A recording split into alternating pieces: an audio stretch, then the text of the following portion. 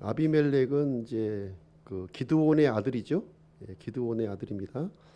그 배경되는 말씀이 사사기 8장 29절부터 35절까지 35절까지를 보시면 이 배경이 되는 이야기가 기록되어 있는데요. 제가 한번 읽어드리도록 하겠습니다.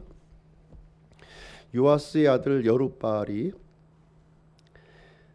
가서 자기 집에 거하니라. 기드온이 아내가 많았으므로 자기 몸에서 낳은 아들이 70명이었고 세겜에 있던 그의 첩도 그에게 아들을 낳았으므로 그가 그의 이름을 아비멜렉이라 하였더라. 요아스의 아들 기드온이 매우 나이 많아 죽어서 아비에셀 사람들이 오브라에 있는 그의 아버지 요아스의 돌무덤에 묻히니라. 기드온이 죽음에 곧바로 이스라엘 자손이 다시 돌이켜서 바알들을 따라 음행의 길을 가며 또 바알 베릿을 자기들의 신으로 삼고 사방에 있던 자기들의 모든 원수들의 손에서 자기들을 건져내신 주 자기들의 하나님을 기억하지 아니하며 또 기드온이라 하는 여룹바알이 이스라엘에게 베푼 모든 선함에 따라 그의 집에 친절을 베풀지 아니하였더라. 이제 지난 시간까지 우리 이제 기드온에 대해서 살펴보았는데요. 기드온은 미디안의 그 7년 폭정을 이렇게 종식시켰던 그런 인물이 이제 되겠습니다.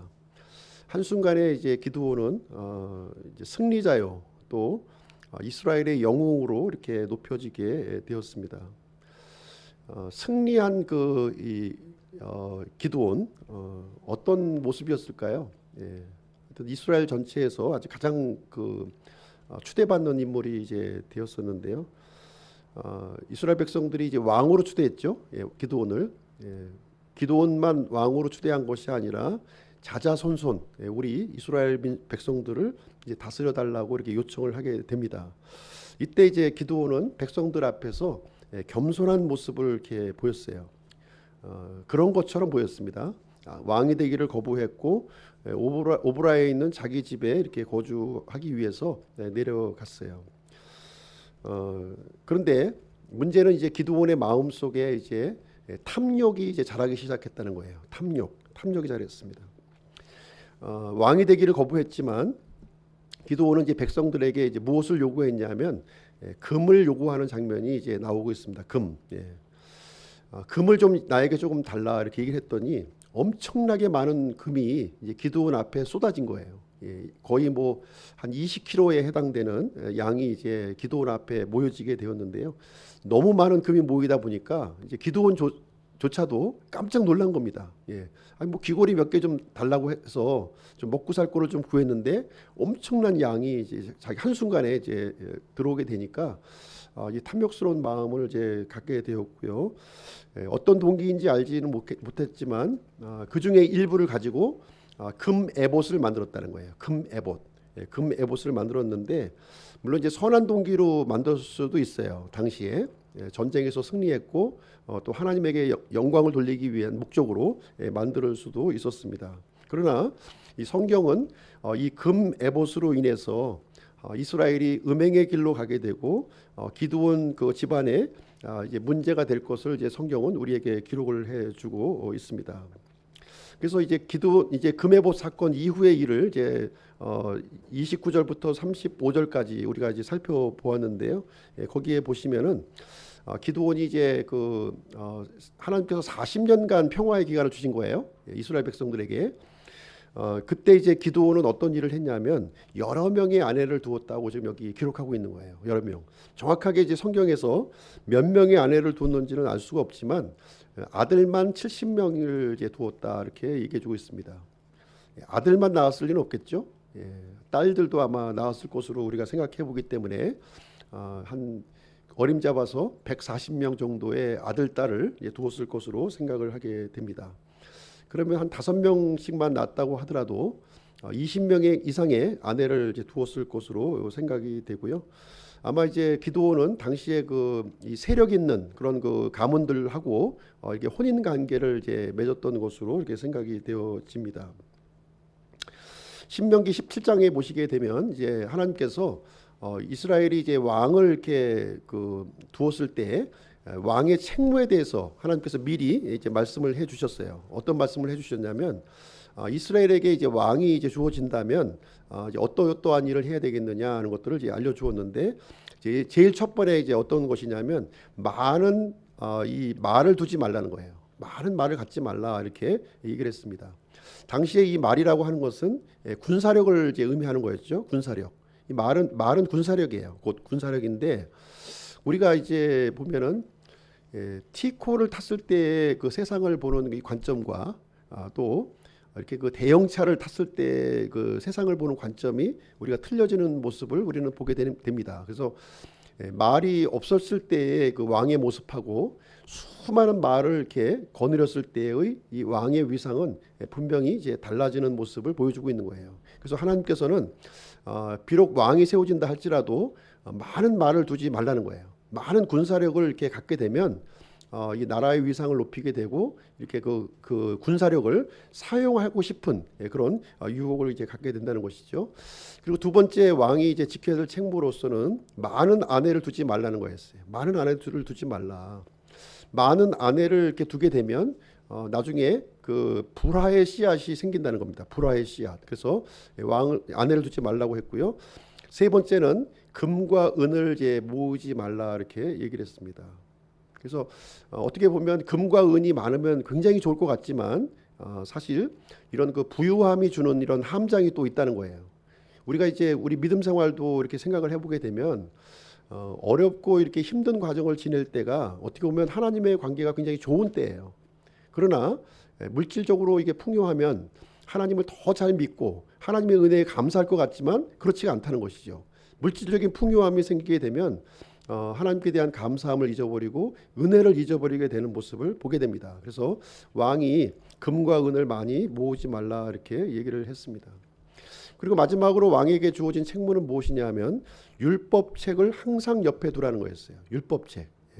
그래서 왕이 되어서도 하나님의 말씀과 늘 동행하면서 하나님의 말씀을 존중하는 자리에 있을 것을 얘기를 해 주었습니다. 근데 기드온의 경우를 이렇게 보게 되면 비록 이제 왕이 되기를 거부했어요. 왕이 되기를 거부했지만 그 삶을 이렇게 살펴보게 되면 거의 왕과 버금가는 그런 삶을 살았던 것을 보게 됩니다. 20명 이상의 아내를 두었고 또 아들들을 이렇게 또 두었고 그리고 수많은 재물들을 이렇게 또 가지고 있었던 모습을 보게 됩니다. 그래서 어떻게 보면 이 왕의 규정을 지키지 않고 있는 이 기드온의 모습을 우리는 이제 보게 되는 것입니다. 그리고 문제는 또 하나를 더 여기서 언급하고 있는데요. 뭐냐면은 세겜에 그 첩이 있었다는 거예요. 정실 부인 20여 명을 제외하고도 이 첩이 또 이제 세겜에 있었다 이렇게 여기를 얘기해주고 있습니다. 그래서 첩의 이름을 여기서 언급하고 있는데요. 바로 이 첩의 이름이 바로 아비멜렉이라고 하는 사람이었습니다. 이 아비멜렉이라고 하는 이름을 누가 지어줬느냐 이게 보니까 기드온이 지어준 거예요. 기드온, 너는 아비멜렉이라는 이름을 지어준 거예요. 아비멜렉이라는 이름의 뜻이 무엇입니까? 나의 아버지는 왕이라는 거예요. 너는 비록 서자로 태어났지만 기죽지 말고 네 아버지는 왕이니까 당당하고 이 세상을 이렇게 살으라고 이렇게 지어준 것으로 생각이 됩니다. 당시 기드온이 가졌던 이 위세를 아마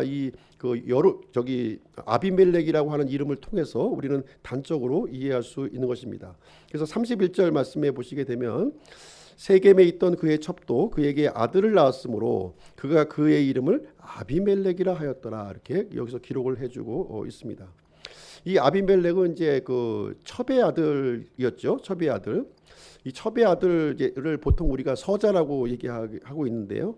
이 적자와 서자 간에는 이제 아주 미묘한 갈등 구도가 우리가 이제 있습니다. 그렇죠? 그래서 나름대로 이제 아무리 이제 아버지가 너의 아버지의 이름은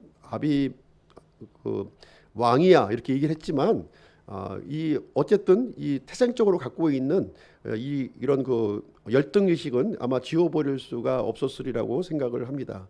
그래서 그 피해 의식 속에서 이렇게 자라나다 보니까 나중에 좀 이렇게 좀 다른 성향의 사람으로 이렇게 좀 변질이 되는 모습을 이제 보게 되는데 이 아비멜렉이라고 하는 사람을 통해서 이제 불화의 그 씨앗이 자라고 있는 모습을 이제 8장의 그 말미에서 우리는 살펴볼 수 있는 내용이 되겠습니다. 마침내 이제 기드온이 이제 죽게 되는 내용이 32절 말씀에 기록이 되어 있어요. 이제 기드온은 나이가 많아서 이렇게 죽게 되고 이제 아버지의 그 돌무덤 거기에 이제 묻히는 장면이 이제 기록되어 있습니다. 근데 33절에 보니까 기드온이 죽자마자 곧바로라는 단어가 나와 있어요. 곧바로. 기드온이 죽자마자 곧바로 어떤 일이 일어나게 되었냐면 이스라엘 백성들이 이제 음행의 길을 가게 되었다는 거예요. 음행의 길을 갖게 되었다 이렇게 기록을 하고 있습니다. 뿐만 아니라 미디안으로부터 이렇게 그 구원해준 이렇게 주 자기들의 하나님을 기억하지 아니했다, 잊어버렸다 이렇게 34절에 기록이 되어 있습니다. 뿐만 아니라 이스라엘 백성들은 기드온이 이렇게 그 베풀어준 그 은혜를, 그 친절을 이제 베풀지 아니했다 이렇게 기록을 해주고 있는 거예요. 그래서 이 내용이 바로 이제 아비멜렉이라고 하는 사람이 등장하는 그런 배경의 말씀이 이제 되겠습니다. 이제 9장으로 들어가서 이제 아비멜렉이 이제 어떤 일을 이제 진행하게 되냐면 이제 반란 사건을 일으키게 되는데요. 1절, 6절 이렇게 보시게 되면 이제 아비멜렉이 자기 형제들을 살해하는 그런 내용이 여기에 기록이 되어 있습니다. 1절 말씀 한번 보실게요. 9장 1절 한번 보겠습니다. 여룻바알의 아들 아비멜렉이 세겜에 가서 자기 어머니의 형제들에게 이르러 그들과 자기 외조부의 집에 온 가족과 대화하며 말하되. 그래서 이 그 아비멜렉이 세겜이라고 하는 땅, 이제 자기 이제 어떻게 보면 어머니가 계신 땅이죠. 어머니, 세겜이 어머니가 계신 이 땅인데 이 세겜이 이제 좀 역사가 깊은 그런 그 도시예요. 세겜이 야곱이 이제 그 밧담 아람에서 이제 돌아올 때 가나안 땅에 이렇게 들어오게 되는데 제일 먼저 거주했던 땅이 바로 세겜 땅이었어요. 이 세겜은 어떤 곳이었냐 하면 이 히위족이 살고 있는 그런 도시였습니다. 히위족이 살고 있었던 도시였는데 이제 이 야곱의 그 딸이 있었죠. 딸 디나가 이 세겜의 도시에 들어가서 추장의 아들에게 이제 강간을 당하는 이야기가 거기에 기록이 되어 있습니다. 그래서 이 일로 인해서 이제 이 야곱의 집안과 이 세겜 그 족속 간에 어떤 그 갈등 구도가 이렇게 여기서 형성이 되게 돼요. 그래서 야곱의 아들 이 누구죠? 시므온과 레위가 이 세겜 족속의 사람들을 다 전멸시키는 그런 일이 이제 거기에 기록되어 있습니다. 그래서 이 세겜에 살고 있는 이런 사람들과 이스라엘 사람들과의 관계가 썩 좋지가 않은 거예요. 좀 안 좋은 관계에 지금 놓여 있었던 그 세겜에 있는 그 여인과 이 그 기드온이 결혼을 한 겁니다. 예. 그리고 정실적인 어떤 그런 관계가 아니었던 것 같아요. 그래서 이제 왜냐하면은 이 세겜에 있는 이 여인은 아마 좀 이스라엘 그 사람들이 받아들이기에는 좀 이렇게 좀 여의치 않은 그런 사람이었겠죠. 아무래도 배경이. 왜냐하면 세겜하고는 좀 안 좋은 관계가 놓여 있기 때문에 이 정실 부인으로 받아들이기는 쉽지 않았고요. 이제 첩으로 이렇게 받아들이게 되었습니다. 그래서 그 사이에 태어난 아이가 바로 이제 그 지금 이 아비멜렉이라고 하는 사람이 이제 되겠습니다. 그래서 아비멜렉이 지금 이제 이 세겜 땅, 그러니까 자기 어머니의 집에 가서 이제 어머니의 형제들과 그리고 외조부 집에 있는 이 가족들과 대화하는 내용이 여기에 시작이 되어 있는 거예요. 단순히 뭐 안부를 묻는 대화가 아니라 중요한 내용을 서로 이제 긴밀하게 상의하는 그런 내용이 여기 기록이 되어 있는 것입니다. 이 외조부 집안, 어머니 집안 사람들과 이제 어떤 이야기를 나눴냐 하면은 자신이 이스라엘을 다스리는 통치자가 좀 되었으면 좋겠다 하는 그런 얘기를 한 거예요. 예. 왕이 되겠다고 하는 마음을 자기 이제 그 친족들에게, 어머니의 친족들에게 전하는 일이 여기에 기록이 되어 있습니다. 그래서 2절 말씀을 보시게 되면 2절에 이렇게 기록이 되어 있어요. 70명이 너희를 통치하는 것과 한 사람이 너희를 통치하는 것 중 어느 것이 너희에게 더 나으냐. 또 나는 너희 권력임을 기억하라. 이렇게 얘기하면서 이제 이 그 아비멜렉이 내세운 이 대의 명분이 여기에 이제 기록이 되어 있는 거예요. 무엇이냐면 70명이라고 하는 것은 지금 기드온의 그 정실 부인을 통해서 태어난 아들을 얘기하고 있는 것이고요. 한 사람은 지금 아비멜렉 자신을 얘기하고 있는 거예요. 70명의 통치자가 이스라엘을 다스리는 게 낫겠냐, 아니면 이 아비멜렉 내가 이스라엘을 통치하는 것이 낫겠냐 이렇게 얘기하면서 나는 너희의 권력이라는 거예요. 권력. 예. 그래서 이 아비멜렉이 하는 말은 지금 이제 70명이 다스리게 되면 힘들 거다 아마. 예. 나 한 사람이 다스리는 게 훨씬 나을 것이다. 이 얘기를 해주고 있는 것이고요. 그리고 나는 너희들의 친족, 골육이다. 예. 이렇게 지금 얘기를 하고 있는 거예요. 사실 이거는 잘못된 명분이에요. 그렇죠? 그렇지 않겠습니까? 통치는 누가 다스리느냐 이것이 중요한 문제가 아니라는 거예요. 어떤 사람이 다스리느냐가 굉장히 중요하죠. 예, 어떤 사람이 다스리느냐. 그래서 선한 사람이 통치하게 되면 백성이 기뻐하게 되고 악한 사람이 통치하게 되면 백성을 이제 고통받게 된다는 거예요. 많은 사람이 다스리느냐 한 사람이 다스리느냐가 문제가 아니라는 거예요. 좋은 통치자냐 나쁜 통치자냐가 하는 것이 중요하다고 얘기하고 있습니다. 그리고 이제 이 아비멜렉은 지금 이제 자신이 왕이 되기 위해서 지금 지역 감정에 또 호소하고 있는 거예요. 이 세겜 사람들을 이제 지역 감정에 호소하는 모습을 보고 있습니다. 그래서 지역 감정에 또 이렇게 호소를 하게 되면 이스라엘 전체의 그 지지를 받기가 좀 어려운 것이죠. 그래서 이 아비멜렉이 이제 가지고 있었던 이 권력의 기초는 상당히 불의했다 하는 것을 우리는 이제 생각을 해볼 수가 있습니다. 그 이어지는 내용도 또 우리가 보시면 또 알 수가 있는데 4절 말씀을 보시게 되면요, 9장 4절. 바알벨릿의 집에서 은 70개를 꺼내 그에게 주었다 이렇게 기록되어 있어요. 이 바알벨릿의 집에서 바알벨릿은 어떤 곳이에요? 바알을 숭배하는 그 신전에 있었던 그 제물을 가지고 이 반란 자금으로 지금 이제 이 아비멜렉의 손에 전달되는 장면이 기록되어 있고요. 또 그 뒤에 보시면 허영심이 많고 천박한 자들을 사서 자기를 따르게 했다는 거예요. 그러니까 이 자신의 어떤 이 권력을 쟁탈하기 위해서 이 우상에 바쳐진 이 그 제물을 손에 쥐었고 그리고 폭력배들이 지금 동원되는 장면이 여기에 기록이 되어 있어요. 이 내용은 하나님과 정면으로 이제 반대되는 대적하는 그런 모습을 이제 보여주고 있는 것이고요. 하나님이 가장 싫어하는 일을 지금 이제 이 그 아비멜렉이 계획을 하고 있구나 하는 사실을 우리가 볼 수가 있습니다. 5절에 가서 이제 이 아비멜렉은 끔찍한 일을 여기서 저지르는 장면이 여기에 기록이 되어 있습니다. 5절 여룻바알의 아들들 곧 자기 형제 70명을 한 돌 위에서 죽이니라. 그래서 자신의 이복 형제들 70명을 갖다가 한 자리에 모아놓고서 그 사람들을 다 완전히 살육해서 죽이는 장면이 여기 이제 기록이 되어 있고 6절에 보시게 되면 이 세겜 사람들이 이 아비멜렉을 왕으로 추대하는 내용이 여기에 기록이 되어 있습니다. 이때 70명의 아들들 중에서 다행스럽게도 지금 이제 그 막내 아들 요담이라고 하는 이 아들이 죽지 않고 도망쳐서 살아나는 내용이 여기에 이제 기록이 되어 있습니다. 그러면서 이제 이어지는 그 7절부터 19절까지의 내용을 보시게 되면 이 살아남은 막내 아들이 지금 이제 그리심산에 올라가서 세겜 사람들을 향해서 이제 선포하는 메시지가 쭉 이어서 기록이 되어 있습니다. 그래서 우리가 이게 보통 이제 이 이야기를 요담의 우화다 이렇게 얘기를 합니다. 요담의 우화. 요담이 이제 세겜 사람들 이제 아비멜렉을 이제 왕으로 추대한 거죠. 이런 모습을 이제 자기가 이제 듣고서 지금 세겜 사람들에게 자신의 그 마음 속에 응어리진 마음을 세겜 사람들에게 이제 하는 장면이 이제 되겠습니다. 어떻게 보면 이 내용은요 축복의 메시지가 아니라 저주의 메시지를 지금 이제 하고 있는 거예요.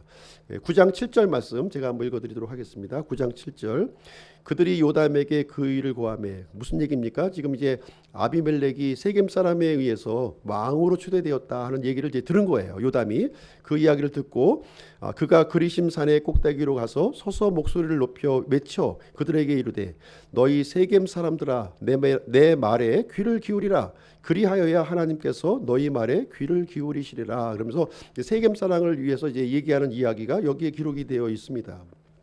여기 이제 그리심산이 여기 등장하고 있는데요. 그리심산은 무슨 산이냐면 이 세겜이라고 하는 도시에 두 개의 산이 있었던 거예요. 두 개의 산. 하나는 그리심산이 있었고 또 다른 하나 반대편 쪽에 에발산이 있었던 거예요. 근데 이 요담은 어느 산에 올랐어요? 그리심산으로 올라간 거예요. 그리심산.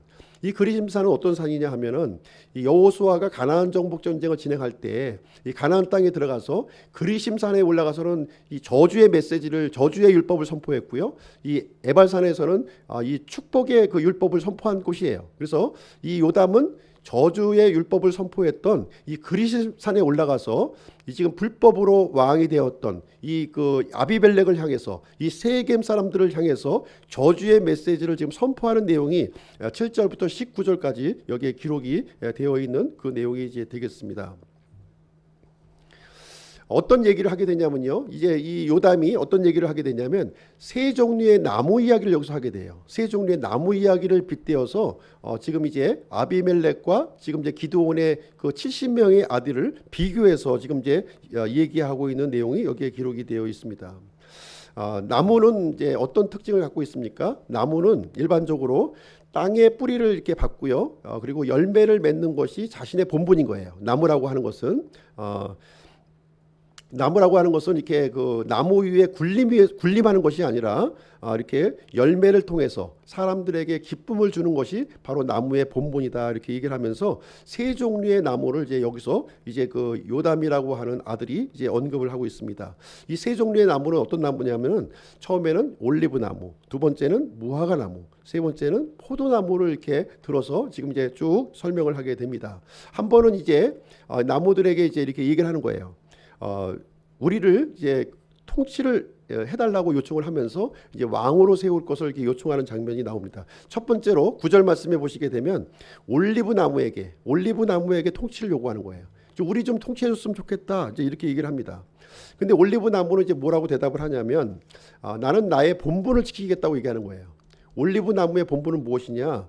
이 열매를 통해서 성소의 기름으로 이렇게 사용이 되어지고 사람들이 요리를 해서 이렇게 기쁨을 주는 것이 올리브 나무의 본래의 역할이다. 그러면서 왕이 되기를 거부하는 장면이 여기에 기록이 되어 있어요. 그래서 9절 말씀 보면 이렇게 답변을 합니다. 올리브 나무가 그들에게 이르되 그들이 나를 가지고 내 기름으로 하나님과 사람을 존귀하게 하거늘 내가 내 기름을 버리고 가서 나무들 위에 올라서리요. 이렇게 하면서 왕이 되기를 이제 거부를 하게 됩니다. 그 다음에 이제 두 번째로 이제 무화과 나무에게 가서 우리를 통치해 달라 또 이렇게 부탁을 하는 거예요. 근데 무화과 나무 열매도 역시 자신의 본분은 무엇이냐? 이 열매를 통해서 이게 사람들에게 식량을 공급하고 가난한 나그네에게 양식을 공급하는 것이 내 본분의 역할이지 나무에 군림하는 것은 내 역할이 아니다 얘기하면서 거부하는 장면이 또 거기에 기록이 되어 있어요. 11절에 이렇게 거부를 합니다. 무화과 나무가 그들에게 이르되 내가 나의 단 것과 나의 아름다운 열매를 버리고 가서 나무들 위에 올라서리요. 이렇게 하면서 왕이 되기를 거부하는 장면이 여기 기록되어 있습니다. 또 이제 포도나무에게 가서 우리 좀 통치해 주십시오 하고 또 요청하는 장면이 나오는 거예요. 이 포도나무는 어떻게 답변을 하게 되냐면 역시 마찬가지로 똑같이 답변을 합니다. 나는 나의 열매를 가지고 이렇게 성소에 음료 헌물을 드리게 되고 사람들에게 중요한 음료, 기쁨을 주는 음료를 주는 것이지 나무 위에 군림하는 것은 내 역할이 아니다. 이렇게 얘기를 하면서 또 거절을 하는 거예요. 13절에 그 거절하는 내용이 기록이 되어 있습니다.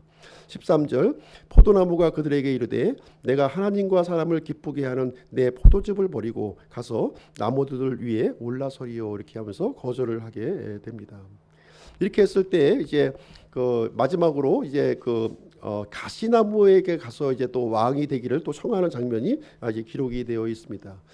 이 가시나무에게 이 동일한 요청을 하게 되니까 이 가시나무는 이제 자신이 이제 왕이 될 것을 이제 선포하는 장면이 여기에 기록이 되어 있습니다. 15절 한번 보겠습니다. 15절 가시나무가 나무들에게 이르되 너희가 참으로 내게 기름을 부어 너희를 다스릴 왕으로 삼으려 하거든 와서 내 그림자를 신뢰하라.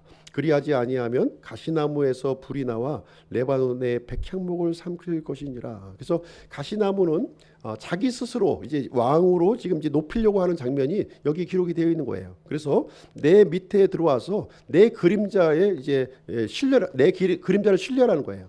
그렇지 않으면 지금 아무리 이렇게 멋있게 보이는 백향목이라 할지라도 나에서 이 불이 이렇게 나와가지고 다 소멸시켜 버릴 것이다 이렇게 얘기를 해주게 됩니다. 그래서 여기 보시게 되면 이제 올리브나무, 무화과나무, 그 다음에 포도나무는 기드온의 70명의 아들을 지금 언급하고 있는 거예요. 지금 이 한 명의 이 가시나무는 누구를 언급하고 있느냐? 바로 이제 아비멜렉 이 사람을 아주 비유를 해서 지금 얘기를 해주고 있는 장면이 되겠습니다. 성경에서 이 가시나무를 이제 보시게 되면 이 가시나무는 굉장히 부정적인 용도로 이제 쓰여지고 있는 거예요. 부정적인 용도로 이 가시나무가 있으면은 그 밑에 아무 나무도 열매를 맺을 수가 없다는 거예요. 아무 나무도 열매를 맺지 못하게 되고 결국 그 가시나무조차도 불에 태워져서 완전히 없어져야 될 것을 성경은 얘기해주고 있습니다. 그래서 가시나무는 선한 열매를 맺지 못하는 나무로 성경에서 우리에게 가르쳐주고 있는 그런 나무가 되겠습니다. 뿐만 아니라 자신도 열매를 맺지 못할 뿐만 아니라 다른 그 나무의 이런 성장도 막아버리는 아주 악한 그 이 나무의 표본으로서 가시나무를 우리에게 보여주고 있는데, 바로 이 인물이 지금 아비멜렉이다. 지금 이제 이렇게 요담이 지금 이제 선포하고 있는 그런 내용의 말씀이 이제 되겠습니다. 그래서 요담의 이 그 지금 이제 나무 비유를 통해서 하고 있는 요지는 무엇이냐? 지금 이 세겜 사람들이 세운 이 아비멜렉은 이 그릇된 왕이라는 거예요. 잘못된 악한 왕이다, 이렇게 얘기해주고 있어요. 이 아비멜렉을 통해서는 결코 선한 일이 일어날 선한 열매를 맺을 수 없다고 하는 사실을 여기서 단정적으로 설명해주는 내용이 되겠습니다. 그러면서 16절부터 21절까지 내용을 보시게 되면 이제 아비멜렉을 세운 이 그 세겜 사람들을 책망하는 내용, 이제 본격적으로 책망하는 내용이 거기서 기록이 되어 있는 거예요. 16절부터 21절까지 한번 제가 읽어드리도록 하겠습니다. 어떤 내용으로 이 아비멜렉과 세겜 사람들을 이제 책망하는지 그 내용을 이제 말씀드리도록 하겠습니다. 16절, 그러므로 이제 너희가 아비멜렉을 왕으로 삼았으니 너희가 진실하고 성실하게 행하였느냐, 이렇게 의문형으로 얘기해주고 있어요. 이 아비멜렉을 왕으로 삼은 것은 진실하고 성실하게 행한 것이 아니다, 이렇게 이제 지금 이제 얘기를 해주고 있는 거예요. 또한 너희가 여룻바알과 그의 집을 잘 대우하여, 이 여룻바알이라고 하는 것은 기드온을 얘기하고 있는 거예요. 아비멜렉의 아버지 기드온, 여룻바알과 그의 집을 잘 대우하여 그의 손이 대접받을 만한 대로 그에게 행하였느냐, 이렇게 얘기하면서 역시 이 기드온에 대해서 지금 이 대접받을 만한 일을 하지 않았다 하면서 이 세겜 사람들을 이제 책망하는 그런 내용이 이제 되겠습니다. 17절 보시게 되면 내 아버지가 전에 자기 생명을 내걸고 너희를 위하여 싸워 미디안 손에서 너희를 건져내었거늘. 지금 이제 그 이 기드온의 행적에 대해서 이제 말해주고 있는데요. 이 그 아비멜렉의 아버지는 어떤 일을 했습니까? 이 미디안의 이 공격으로부터 지금 압제를 풀어서 구원시킨 그런 인물이잖아요. 그런 구원시킨 인물에 대해서 올바르게 대접한 것이 아니다. 지금 이 첩의 아들 지금 아비멜렉을 왕으로 세운 것은 잘못된 일이다. 지금 이 얘기를 이제 해주는 내용이 되겠습니다. 18절 보면은 너희가 이날 일어나 내 아버지 집을 쳐서 그의 아들 70명을 한 돌 위에서 죽이고 그의 여종의 아들 아비멜렉이 너희 형제라는 이유로 그를 세겜 사람들을 다스릴 왕으로 삼았느니라. 여기 보니까 이제 이 아비멜렉의 그 출처가 여기 좀 설명이 되고 있어요. 이 그 세겜 여인이 누구였냐면 아비멜렉의 여종이었다는 거예요. 그렇죠? 그러니까 정실 부인으로 삼을 수가 없었던 거죠. 지금 이 세겜 여인으로서 지금 이제 아비멜렉의 그 이제 부인이 되었는데 첩으로 받아들일 수밖에 없었던 이유가 여종의 아들이었다는, 여종의 아들, 이 아비멜렉의 여종의 아들이었다는 출신을 여기서 얘기를 해주고 있는 거예요. 이 여종의 아들을 이제 그 부인으로 이제 받아들여서 이렇게 대우를 해줬더니 지금 어떤 일을 하고 있어요? 이 아들이 지금 이제 자라나서 정실의 그 아들들 70명을 다 죽여버리고 기드온 아버지 집을 먹칠을 하고 있는 이것은 온당한 일이냐, 이건 잘못된 불법한 행위라고 하는 사실을 명백하게 지적하고 있는 내용이 되겠습니다. 19절, 그런즉 만일 너희가 이날 여룻바알과 그의 집을 진실하고 성실하게 대우하였으면 너희가 아비멜렉을 기뻐할 것이요 그도 너희를 기뻐하려니와 그렇지 아니하면 아비멜렉에게서 불이 나와 세겜 사람들과 밀로의 집을 삼킬 것이요 세겜 사람들과 밀로의 집에서도 불이 나와 아비멜렉을 삼킬 것이니라. 이제 아주 그 중요한 얘기를 여기서 이제 그 해주고 있는데요. 무슨 얘기냐면 지금 아비멜렉을 세겜 사람들이 왕으로 세웠잖아요. 그러니까 이제 어떤 일이 생기냐면 너희가 왕으로 세웠던 이 아비멜렉이 지금 이제 이 세겜 사람들에게 그 고통을 줄 거라는 거예요. 예, 고통을 줄 것이다. 그리고 또 반대로 또 이 세겜 사람들은 또 다시 이 불이 이렇게 나와가지고 아비멜렉을 또 멸망시킬 거라는 거예요. 그러니까 세겜 사람들이 세웠던 이 왕으로 세웠던 아비멜렉이 이제 세겜 사람들을 멸망시킬 것이고 또 세겜 사람들에게서 또 불이 나와가지고 또 이 아비멜렉을 멸망시켜서 서로가 서로를 죽이는 이런 그 끔찍한 결말을 너희들이 보게 될 것이다 하면서 요담이 저주의 메시지를 이제 세겜 사람들 앞에 퍼붓는 내용이 되겠습니다. 그리고 21절에 보시게 되면 요담이 자기 형제 아비멜렉을 두려워하여 달려서 도망하고 부엘로 가서 거기 거하니라. 그래서 이 얘기를 다 이제 있는 대로 다 속에 있는 얘기를 쏟아 붓고서 이제 아비멜렉이 무서운 거예요. 무서워가지고 이제 도망쳐가지고서 부엘이라는 하는 곳에 거하는 장면이 이제 되는 것으로 오늘 이 내용이 이제 끝마쳐지게 되어 있습니다. 그래서 오늘 이제 이 본문의 말씀을 통해서 적용할 교훈을 한번 이제 살펴보도록 하겠습니다. 이 아비멜렉을 이제 세겜 사람들이 왕으로 세운 것, 이것은 분명하게 불법적인 것이고 불의한 것이라는 거예요. 이 불의한 연대는 반드시 멸망할 것이다. 이제 요담이 이 앞으로 미래의 일을 어떻게 보면은 예언적으로 지금 이제 서술하는 그런 장면이 되겠습니다. 이 아비멜렉이 이제 그 자기 형제 70명을 이제 죽이게 되었는데, 이 끔찍한 일이 왜 생겼냐? 그 끔찍한 생기게 된 원인이 뭐냐? 이 근원을 이렇게 더듬어서 가게 되면은 기드온의 탐욕으로 말미암아 생긴 결과라는 거예요. 이 형제가 형제를 죽이는, 이 있어서는 안 될 일이 있었던 이 일이 아비멜렉 자체의 어떤 문제점보다는 이 아버지인 기드온에게 문제가 있었다, 이 얘기를 지적하고 있는 내용이 되겠습니다. 기드온이 사실 이제 이 미디안 사람들과 전쟁할 때 이게 보시게 되면 힘들었어요. 그렇죠? 미디안이 공격하고 모든 먹을 것을 수탈해가고 힘든 관계였어요. 그럼에도 불구하고 그 당시에는 기드온과 이 하나님의 관계는 굉장히 진지한 관계가 있었어요. 과연 저하고 하나님 함께 계십니까? 이 전쟁을 하면 진짜 이길 수 있습니까? 하면서 계속 끊임없이 묻는 이 기드온의 모습을 우리는 이제 보게 됩니다. 어렵고 힘들 때에는 굉장히 믿음도 좋아지고요, 영성이 올라가는 모습을 이제 보게 돼요. 근데 하나님께서 기드온을 통해서 전쟁을 이기게 해주셨어요. 예, 평화를 주셨어요. 평화의 기간을 허락해 주셨어요. 그때 어떤 일이 일어났습니까? 예, 이 믿음이 이제 그 예전에 가셨던 그 믿음들이 온데간데 없어져 버리는 그런 모습을 우리는 보게 된다는 거예요. 바로 이 모습이 기드온의 한계였고 우리의 한계라고 볼 수가 있어요. 어떻게 보면 우리가 힘들고 어려울 때는 하나님과 참 이렇게 긴밀한 관계를 우리가 가져요. 그러나 하나님께서 우리를 은혜 가운데 우리에서 구출해 줬을 때 물질적으로 풍요하고 이 평화의 기간을 우리가 누릴 때에는 하나님께서 베풀어 주신 이 은혜가 언제 있었냐는 듯이 잊어버리고 사는 것이 우리의 모습이 아닌가 하는 것을 우리는 생각을 해보게 됩니다. 그래서 기드온은 이 하나님께서 주신 이 40년의 평화의 기간, 이 40년의 평화의 기간 동안에 하나님을 잘 섬기고 하나님을 이렇게 그 믿음 가운데 거했던 것이 아니라 자신의 개인의 탐욕을 채우면서 살았다는 것을 우리가 볼 수가 있는 것입니다. 그래서 기드온은 탐욕을 심게 되었고요, 결국 하나님의 진노를 거두게 되는, 이 아비멜렉이라고 하는 아들을 통해서 진노를 거두게 되는 내용이 여기에 기록이 되어 있습니다. 그래서 이 기드온이 이제 만들었던 그 에봇, 금 에봇을 이제 만들었는데요, 이 금 에봇은 기드온의 마음 속에 있던 이 탐심이 이 밖으로 이렇게 드러났던 거였어요. 밖으로 이렇게 드러났던 것입니다. 그래서 기드온은 이 보이지 않는 하나님을 보이는 하나님으로 이렇게 바꿔버린 거예요.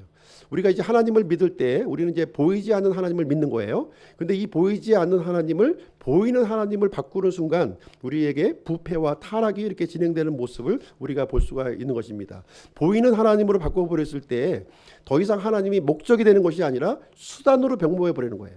하나님은 우리의 수단이 되지를 원치 않으시고 우리의 목적이 되시기를 원하신다는 것을 우리에게 가르쳐주고 있는 것이 되겠습니다.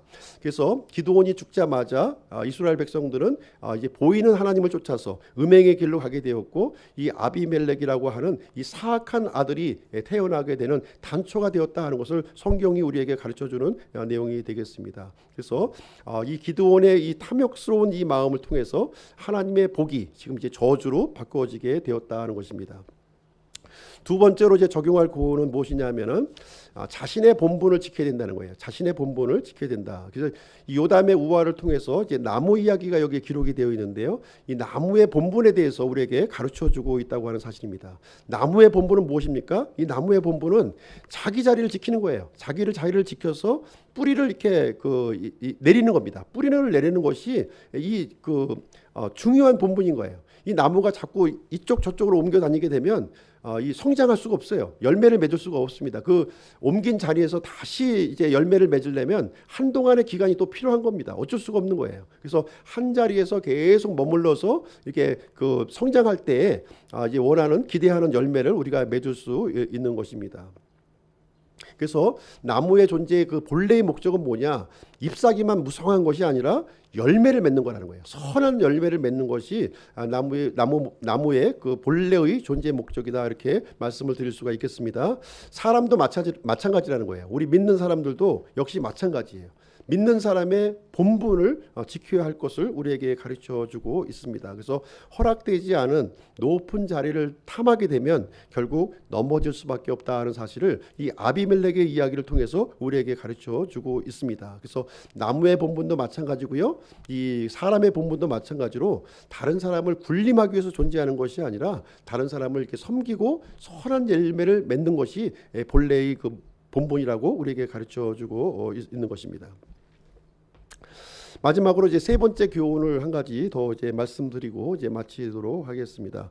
세 번째 본문 말씀은 어떤 내용이냐면 하나님의 징계 방식이라는 거예요. 지금 아비멜렉이라고 하는 이 악한 통치자가 등장하게 된 것은 바로 하나님의 징계 방식이다. 이제 이 얘기를 해주고 있는 건데요.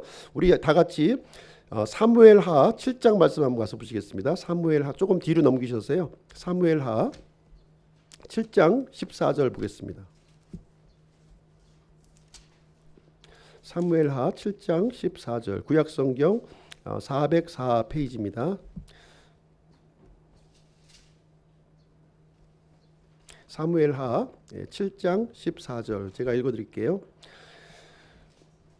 나는 그의 아버지가 되고 그런 내 아들이 되리니 만일 그가 불법을 행하면 내가 사람들의 막대기와 사람들의 자녀들의 채찍으로 그를 징계하리라.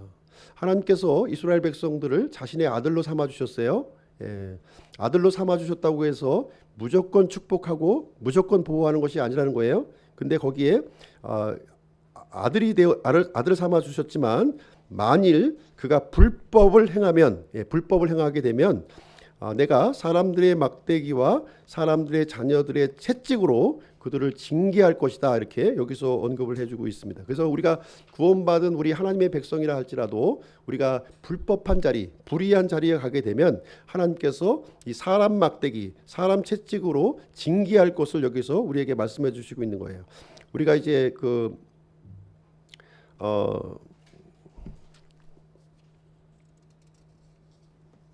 이스라엘 백성들이 지금 이제 기드온이 죽자마자 어떤 일이 일어났습니까? 기드온이 죽자마자 음행의 길로 가게 되었고 미디안 그 족속에서 구출해 주신 주 하나님을 잊어버리는 일이 발생했다고 하는 사실이에요. 불법을 행한 거예요. 불법을 행하게 되니까 이제 하나님께서 사람 막대기, 사람 채찍을 준비하시는데 그 채찍이 누구냐? 바로 아비멜렉이라는 거예요. 이스라엘 백성들의 이 우상 숭배 불법을 징계하기 위해서 아비멜렉, 그러니까 기드온의 아들 아비멜렉을 준비하셨다 이렇게 얘기를 해주고 있는 거예요. 그래서 아비멜렉과 세겜 사람들을 통해서 이스라엘 백성들을 이제 징계하도록 이렇게 해주셨다는 것 사실입니다. 그리고 이제 불법을 행한 이 통치자 아비멜렉을 위해서는 누구를 또 준비했냐면 이 세겜 사람들을 또 준비한 거예요. 왕으로 추대했던 세겜 사람들을 또 준비해서 아비멜렉을 이렇게 채찍질할, 징계를 할 그런 막대기로 준비하셨다 이렇게 얘기를 해주고 있습니다. 그래서 이제 사사기 9장 20절 아까 읽었던 말씀을 통해서 보시게 되면 아비멜렉에게서 불이 나와가지고 이 세겜 사람들을 불태워버리고 또 세겜 사람에게서 불이 나와가지고서 아비멜렉을 불태워버려서 이 세겜 사람과 아비멜렉을 동시에 멸망시켜주는 이 하나님의 그 공평한 진노의 심판을 여기에서 기록되어주고 있는 것입니다. 그래서 하나님께서는 이렇게 그 사람을 징계의 도구로 사용하실 수도 있고요, 이렇게 축복의 도구로도 이렇게 사용하실 수 있다 하는 것을 우리에게 말씀해주고 있어요. 그래서 우리 구원받은 우리 그리스도인들은 이런 징계의 도구로 사용되어져서는 안 되는 거예요. 하나님의 축복의 도구로 이렇게 사용되어 줘야 되는 것입니다. 그래서 하나님께서는 징계하실 때 하나님의 직접 징계하는 게 아니에요. 직접 징계하는 것이 아니라 이제 다른 이 사람을 동원을 해서 그 사람을 징계하는 겁니다. 예를 들면 이스라엘 백성들이 이제 잘못을 범하게 되면 이 아시리아라고 하는 나라를 동원해서 이스라엘을 이제 공격을 하게끔 하시는 거죠. 그리고 아시리아에 대한 이 잘못에 대해서는 누구를 또 준비를 하세요? 바벨론을 또 준비해서 아시리아를 또 공격하게 합니다. 이 바벨론의 또 악행에 대해서는 어떻게 합니까? 또 이제 페르시아라고 하는 이 민족을 또 준비해서 이 바벨론을 또 공격하는 그런 방식으로 하나님께서는 이제 진행하신다는 거예요. 축복도 마찬가지예요. 축복도 하나님께서 직접 복 받아라 이렇게 주시는 것이 아니라 어떤 다른 사람을 통해서 이렇게 축복을 주시는 거예요. 또 그 사람의 축복은 누구에게 주느냐?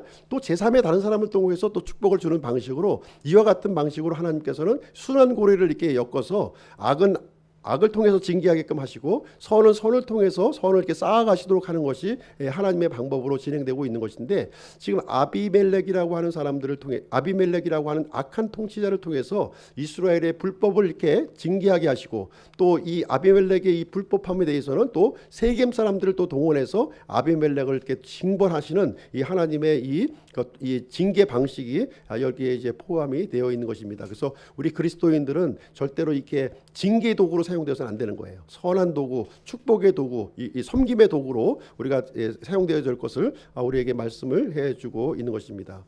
결론을 이제 말씀드리도록 하겠습니다. 하나님께서 우리 믿는 사람들에게 고통과 어려움을 주시는 경우가 있어요. 항상 편안하고 항상 건강하고 이게 만들어 주시는 것이 아니에요. 우리 구원받은 사람일지라도 이 어려움과 고통을 허락하시는 경우가 있다는 것을 말씀을 해주고 있습니다. 이 고통을 이제 주실 때에는 두 가지 이유라는 거예요. 두 가지 이유. 첫 번째는 이 어려움을 주시는 것은 우리의 믿음을 성장시키기 위해서 주신다는 거예요. 성장시키기 위한 방도로 주시게 되고, 두 번째는 우리의 잘못한 것, 우리의 죄를 이렇게 징벌하시기 위해서 또 어려움과 고통을 주신다는 것을 우리에게 가르쳐주고 있습니다. 그래서 우리에게 인생을 살아가면서 어려움과 힘든 일을 당할 때에는 이렇게 영적인 안목을 우리가 가질 필요가 있어요. 과연 이것이 나의 믿음을 성장시키기 위해서 주신 것인가, 나의 잘못 때문에 오신 것인가 하는 것을 우리가 유심하게 분별할 필요가 있다고 하는 사실입니다. 그래서 어려움이 있을 때에는 나의 믿음을 이렇게 돌아보는 그런 계기로 우리가 삼아야 될 줄로 생각합니다. 그래서 어려울 때면 어려울 때일수록 하나님을 향해서 도망가는 것이 아니라 더욱더 하나님께 매달리는 사람이 지혜로운 사람이다, 이렇게 얘기를 해주고 있습니다. 그래서 우리가 이제 믿음 안에, 말씀 안에 거하게 되면 하나님께서 분명한 뜻을 우리에게 알려주세요. 우리의 잘못을 보여주든 간에, 아니면 그렇지 않으면 우리의 믿음이 성장할 수 있는 그런 일들을 우리에게 보여주시는 모습을 우리는 생각을 해볼 수가 있습니다. 그래서 우리가 평안한 때에도 우리가 믿음을 잘 지켜야 되는 거예요. 하나님의 은혜를 잊어버리면 안 되는 것이고, 또 어려움을 당할 때에도 하나님을 더욱더 매달리는 그런 자리에 있어야 될 것을 우리에게 말씀을 해주고 있습니다. 그래서 이 아비멜렉은 이 불법한 이런 권력을 취득해서 이 하나님의 뜻과 이 거역된 삶을 살아가는 모습을 보게 되고요.